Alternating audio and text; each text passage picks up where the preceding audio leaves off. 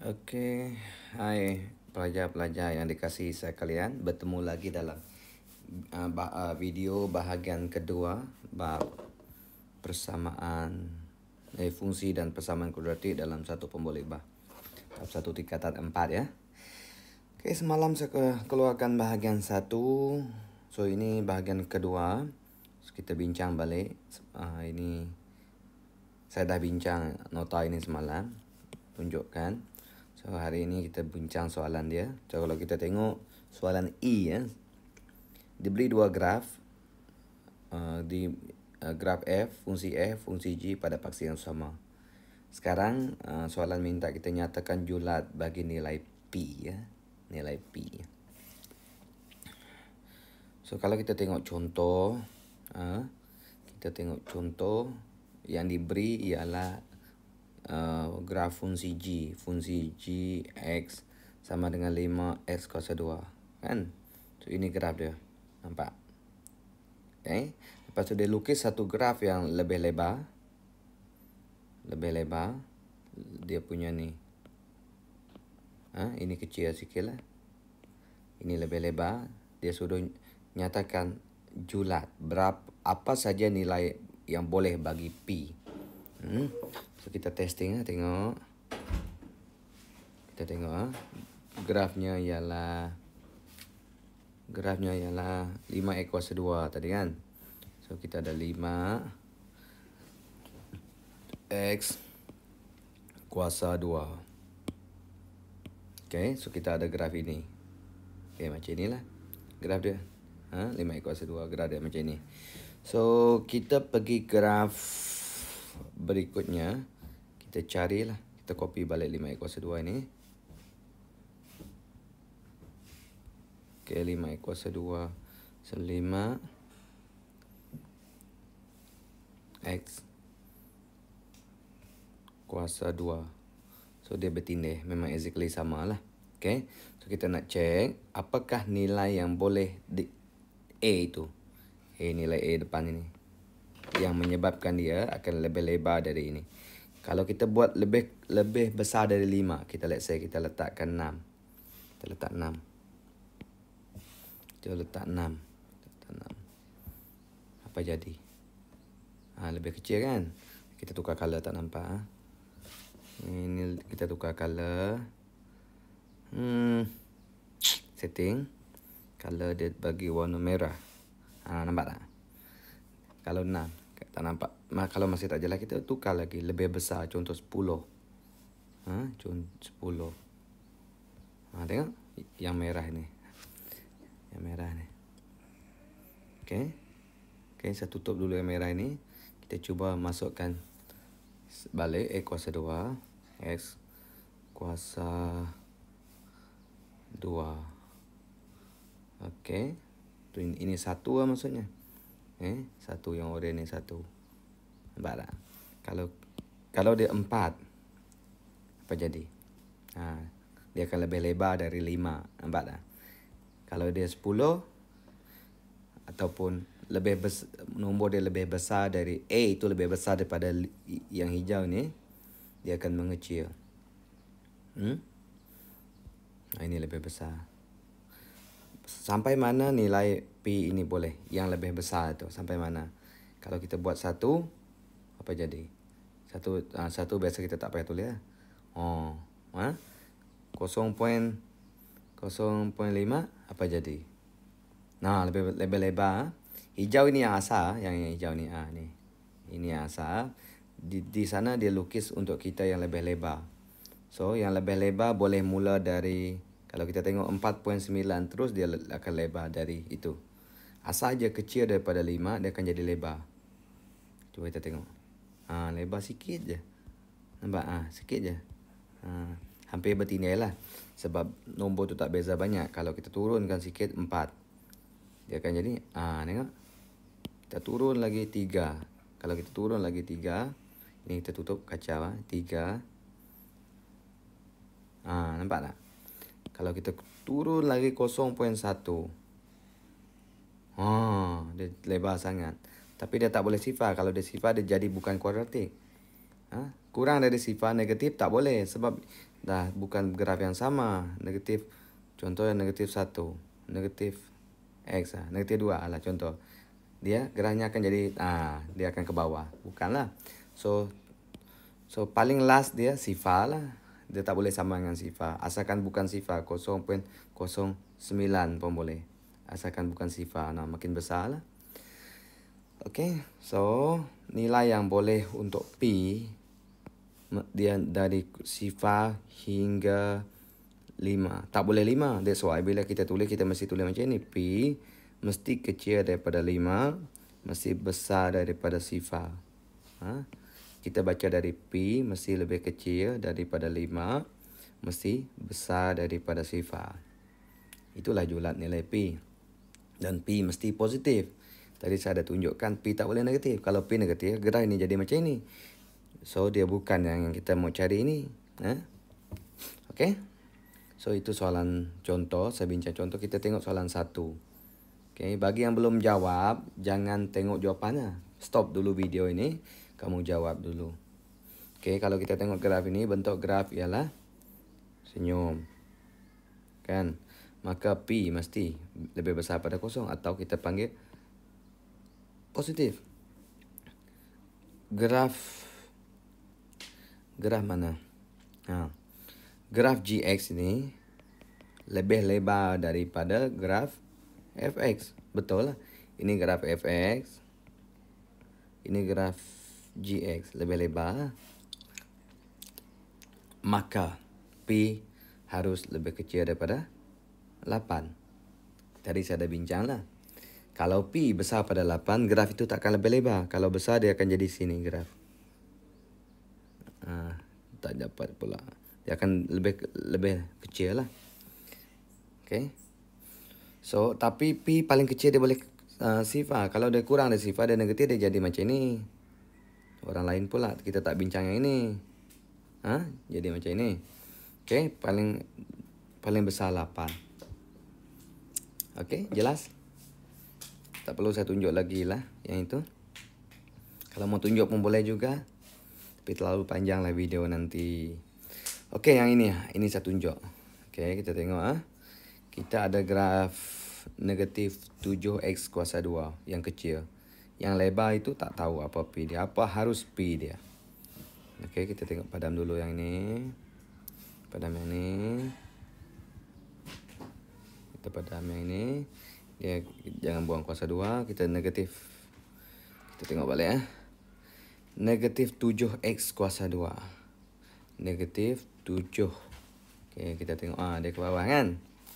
So, kita sekarang diminta menyatakan nilai P ini supaya dia lebih lebar. Kita cari apa nombor yang menghasilkan lebih lebar dari hijau ini. Kita masuklah. S kuasa 2. Macam tu. Negatif lah. Negatif. Dia akan jadi. Lebih lebar kan? Nampak tak? Dan merahnya terus lebih lebar. Okay? Kalau kita buat 6. Cuba kita tengok 6. Nah, apa jadi? 6.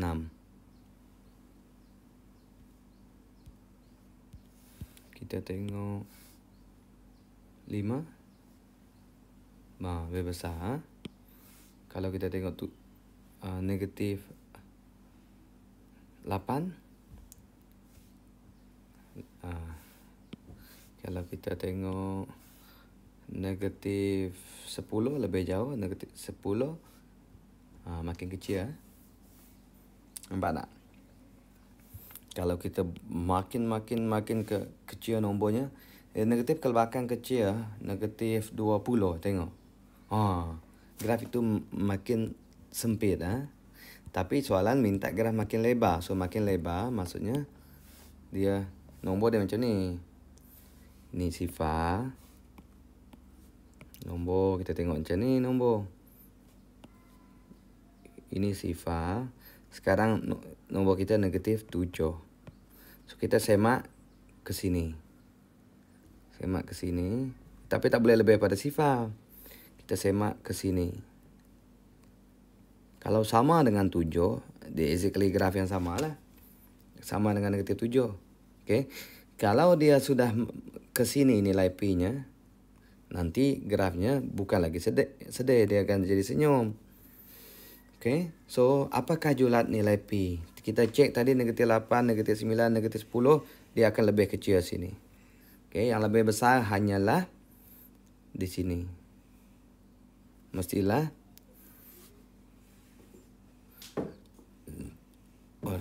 P saja. Dia sebab dia nak tengok P saja. Dia nak tengok P saja. So, abaikan negatif. So, ini nombor semua negatif. Negatif 6, negatif 6, negatif 5, negatif 1 hingga sifar lah. So, memang betul lah. P, nombor yang boleh untuk P ialah hanyalah kecil daripada 7, besar daripada sifar. Jika sini dia tak letak fx sama dengan P kuasa 2. Ini lain sikit jawapannya. Kita kena P lebih besar pada negatif 7 ataupun kecil pada sifar. Kalau dia letak negatif, sudah siap negatif, kita hanya nak cari P. Barulah kita cakap macam ini. Kalau di soalan ini negatif ini tidak ada, so dia tulis macam ini. So macam inilah cara tulis jawapannya. Mesti lebih besar pada negatif 7, kecil pada sifar. Sekarang kita tak tengok negatif. Negatif dah wujud. Kita tengok nilai P. So ini. Sama macam di sini tadilah. Nampak tak? Kita dapat buktikan di sinilah. Kita ambil negatif 6. Lebih lebar lah. Dia dah mula lebih lebar. Kita ambil 6. Ambil 5. Nampak tak? Kita ambil, contoh lebih jelas kita ambil. Asalkan kecil daripada 7. Contohnya 2. Nampak lebih lebar. Makin lebar, makin lebar. So, oleh sebab itu, kita buat kesimpulan begini. Okay? So, kalau tak faham ulang, dia kekeliruan sebab negatif positif itulah. Saya cakap dua-dua sekali. Harap tidak keliru lah. Sepatutnya saya cakap satu side saja. Okey. Untuk ini pula, yang dia bagi ialah ini. Negatif 9. Ini, dia suruh cari apa nilai P.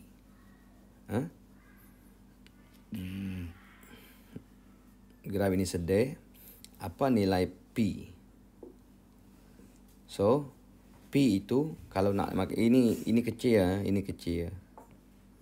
Kalau nak makin lebar, ini makin lebar, maka di sini P ini mesti kecil daripada 9. 8, 7, 6, 5, 4, 3, 2, 1. Dan tak boleh sifar lah.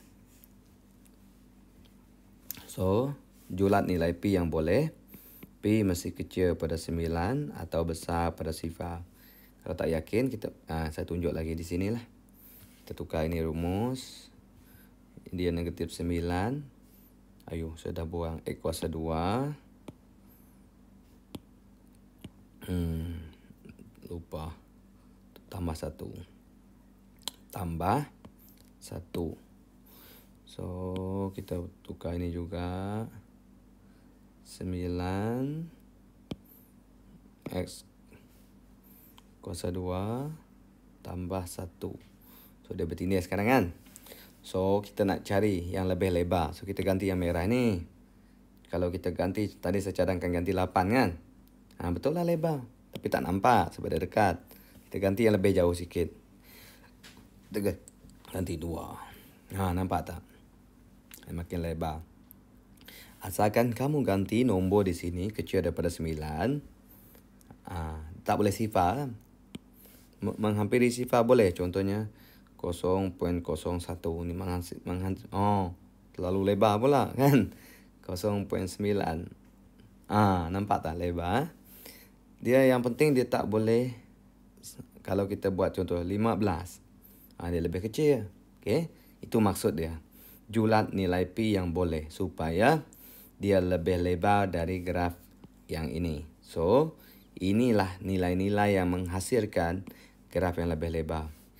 Kecil pada 9, besar pada sifar. 8.99999 pun tetap jugalah. Yang penting kecil pada 9 tak boleh sama dengan 9. Ini besar pada sifar dan tak boleh sifar. Kalau sama dengan 9 dia jadi bertindih sini. Macam itulah maksudnya. Okey. So habis di sini. So kamu kalau belum jawab jangan tonton. Jawab dulu, cuba dulu, tak faham juga tonton ulang-ulang dan ulanglah. Ini saya sudah bincang semalam. Ini saya bincang hari ini ya. Hitung nilai C bagi fungsi kuadratik yang melalui setiap titik berikut. Saya buat laju . Kamu kalau tak faham kamu hentikan video, ulang balik. Okey. Ini dia hanya cari nilai C lah. Ini dalam tingkatan 3 ke tingkatan 2 garis lurus kamu ada belajar inilah. Pintasan ini. Ini dah saya cakap dalam video bahagian 1. Ini pintasan. Kalau dia suruh cari nilai C, dia dah bagi pintasan C3 lah. Dia dah cakap dah. Kita tahu C itu pintasan. Dia kata pintasan adalah 3. So C itu mesti 3. Okay, kalau dia tak bagi pintasan, dia bagi satu titik pun boleh. Ini X, ini Y. So, kita gantilah. So Y adalah negatif 7. Fungsi Y ni. Ini fungsinya. Biasa dia tulis Y sama dengan fungsi Fx. So yang ini sekarang kita baca dia sebagai X, Fx. Biasa kita tahu XY lah. Kan Y sudah dianggap sebagai Fx. Macam tu lah. Ganti 4. Negatif 2. Negatif 2. Darab. Apa dia? Darab 4. Kuasa 2 tambah 5 darab 4 tambah C. Dan macam tu lah jawab. Buat dia. Negatif 7. Negatif 32 tambah 20 tambah C. 7 sama dengan negatif 12 tambah C. Tambah sini jadi 5 lah. C 5.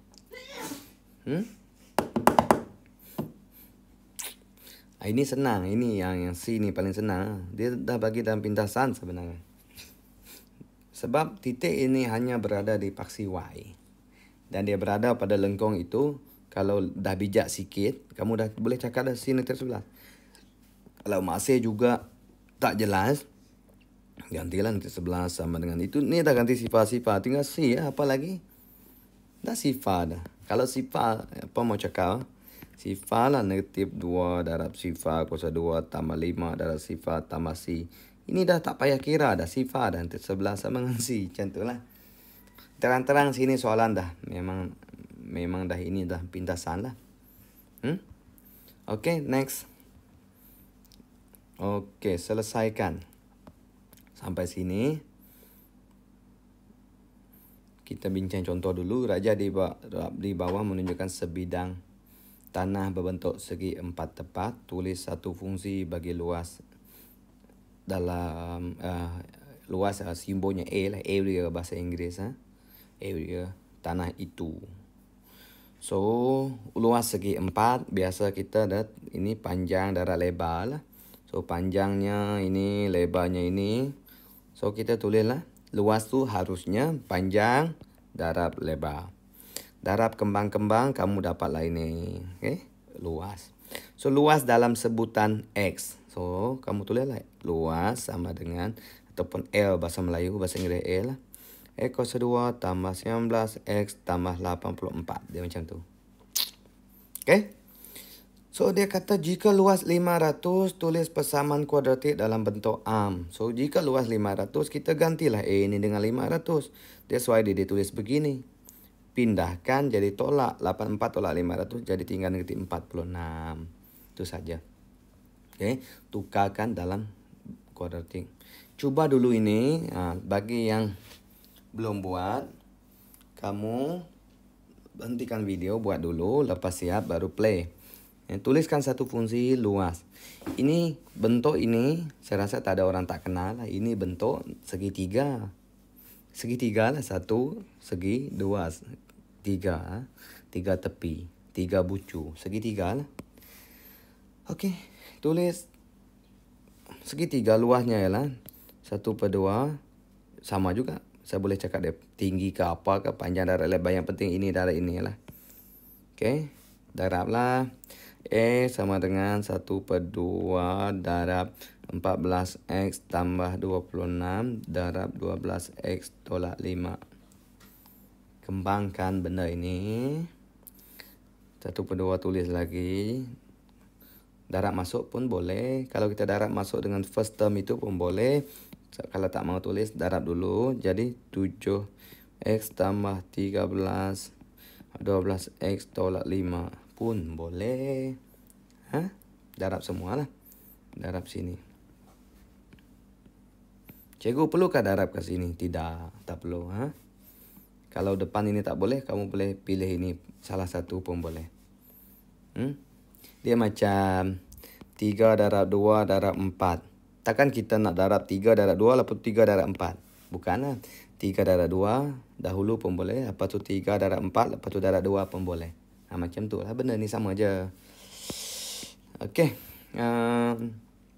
Darab. Ini darab sini. Jadi 12 darab 7 84. Tak percaya, kamu tekan kalkulator lah. Darab 7 84. So 84 x kuasa 2 lah. 7 darab 5 negatif 35 x.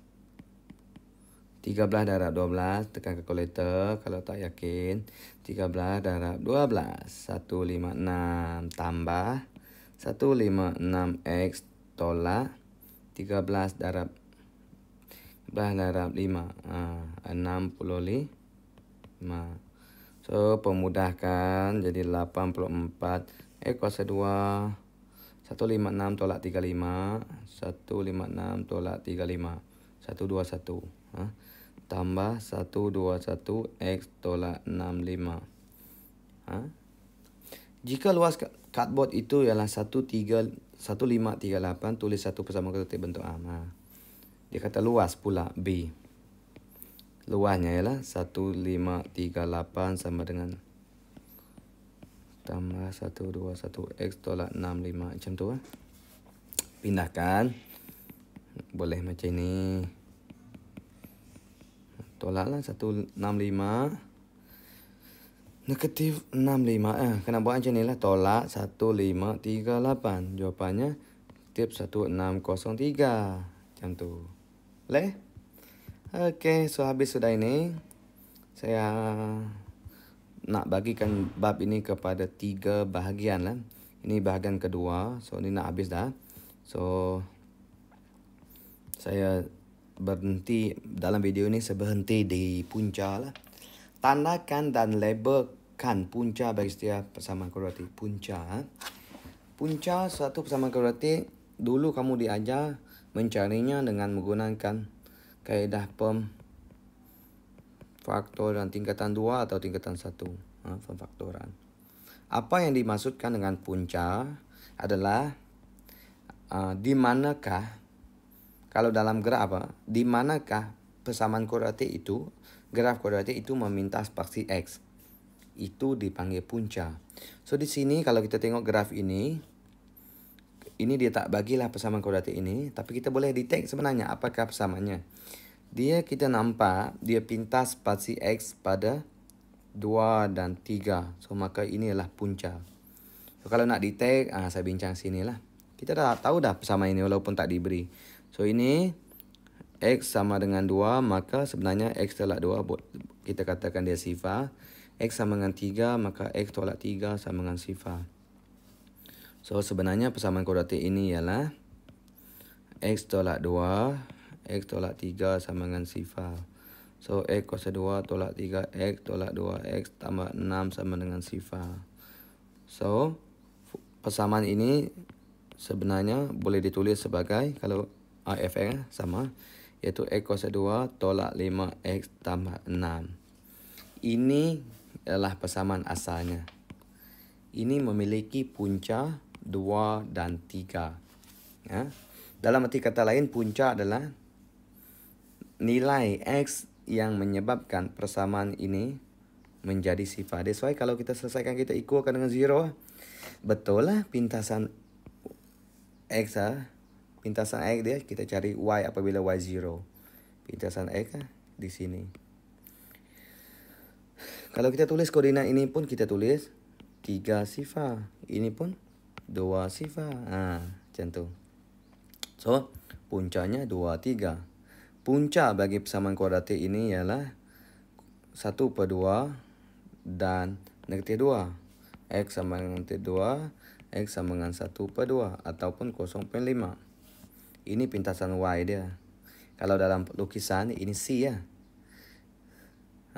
Ini C dia 6. Ini tak berapa bagus lukisan ini. Sepatutnya dia pintas di sini. Dia lebih macam ni ya. Dia pintas paksi tu di 6 kalau kita tengok ini. Dia akan sentuh paksi ini di 6. Ini kalau lukis jauh sangat. Dia tak berapa tepat ataupun dia terlalu tarik ya. Ini dah pintas 2. Kalau kita buat nanti memang kita akan dapat C dia 2, negatif 2 yang ini. Okey, tapi sekarang dia nak cari punca dulu, labelkan punca. So ini puncanya ialah ini leceh sikit nak baca lah. Ini 4, X sama dengan 4 sini lah. Ini kalau kita tengok sini, ini 1 lah. Ya. Kalau ini 2, ini 1. Cikgu tak tulis, memanglah. Tidak nombor. Ini selalu tanyalah. Ini 0. Kalau ikutkan betul-betul, ini 0.2, 0.4, ini 0.5 juga ya. X sama dengan negatif 1/2 atau negatif sifar 0.5. 0.5. Okey. So itu punca. Okey. Tadi saya dah cakap apakah punca. Soalan kerja, tentukan sama ada setiap nilai X berikut ialah punca bagi persamaan kuadratik atau tidak. Okey. Tentukan sama ada punca atau tidak. So dia punca jika dia menyebabkan persamaan itu jadi sifar. Okay, kalau kita tengoklah, kita ganti. Dia suruh cek sama ada negatif 4 ini punca ataupun 5 ini punca. Sama kuadratik mesti ada 2 punca. So kalau kita ganti dalam persamaan ini, jawapan persamaan ini jadi sifar, maka nombor yang kita guna tadi adalah punca. Kita cek ganti negatif 4. Ini kita ganti. Nampak tak? Ini ramai pelajar tak faham ni. Kita ganti negatif 4 sini. X ni kan dia X negatif 4. So, X ini tidak ditulis lagi lah. Tidak tulis. Tapi kita ganti sebagai negatif 4. Itu namanya ganti. Nah ini. Tempat ini ganti negatif 4 ini. Negatif 4. So tekan kalkulator dapat sifar. Maka dia sama dengan sifar lah. Maka negatif 4 ialah punca. 5 pula. 5 bukan punca. Bila ganti, dapat 90. Maka bukan punca bagi persamaan kuadratik. Ataupun boleh dikatakan, kalau dia sudah bentuk am, dia akan menjadikan sifar. Kalau tak bentuk am, ini yang paling tepat lah. Kiri sama dengan kanan. Kalau kiri sama dengan kanan, dia punca pun boleh. Maksud saya kalau tak dalam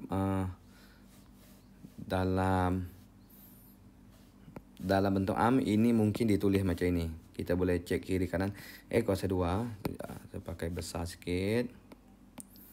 X kuasa 2 tambah 9X sama dengan negatif 20. Ini dia. Kalau macam ini, kalau tak bentuk am pun boleh. So, definisi punca untuk dalam bukan bentuk am, maksudnya sebelah kiri harus sama dengan sebelah kanan. Sama juga sekarang inilah. Tapi sebenarnya saya suka katakan punca sebenarnya adalah penyelesaian kepada persamaan itu yang menyebabkan nilai ini jadi sifar kalau sudah bentuk am.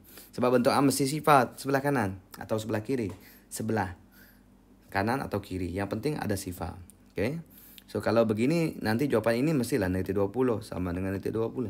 Maka negatif 4 memang punca kepada persamaan kuadratik ini. Macam itulah. Okay? Contoh ini pula, kedua-dua bukan punca. Satu punca. Atas ini, kalau kita ganti 3 dalam, ganti 3. Ini nampak 3 kuasa 2. So 36. Sebelah kanan 1. Sebelah kiri 36. Maka 3 bukan punca. So kalau kita ganti negatif 2. Negatif 2 kita dapati 1.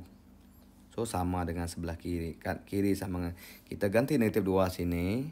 Ganti negatif 2. Kita dapati jawapan ini jadi 1, kanan pun 1. Maka detik 2 ialah punca. Okay. So ini kamu boleh cuba sendiri, sangat senangnya. Okay. So dalam video seterusnya saya akan bincang ini. Ini macam ulang kaji balik lah. K ni. Ulang kaji di tingkatan 2 ke 1. Saya tak ingat sangat. Tapi kamu pernah belajar. So ini saya akan dalam video ketiga saya. Bahagian ketiga nanti. Ini kamu boleh buat dulu. Saya buat macam ini supaya kamu. Bagi yang tak ada buku ini. Ini di sekolah saya selirik kita pakai buku ini. Bagi yang tidak ada. Kamu boleh salin. Okay. Saya buat slow sikit. Bagi yang tak ada buku, tadi saya dah bincang sana. Kamu boleh pause video. Hentikan seketika ini ya. Kamu boleh salin soalan dia. Ada contoh, ada semua. Okey. So, ini soalan yang kamu buat. Lakakan graf. Ini saya akan bincang dalam video ketiga. Ini. Video ketiga. Bahagian kedua hari ini. Ini saya bincang habis sampai sini. So, dan nanti ini mungkin bahagian keempat. Praktis SPM ini tak cukup terlalu panjang video. Okey, habis. Ini saja. Itu dah duplicate dah. Okey, itu saja. Selamat mencuba. Bagi yang belum subscribe, tolong subscribe. Okey, kongsikan kepada rakan-rakan biar kita sama belajar. Okey. Tekan butang like jika membantu. Jika anda faham, tak faham boleh tanya dalam ruangan komen. Bye bye.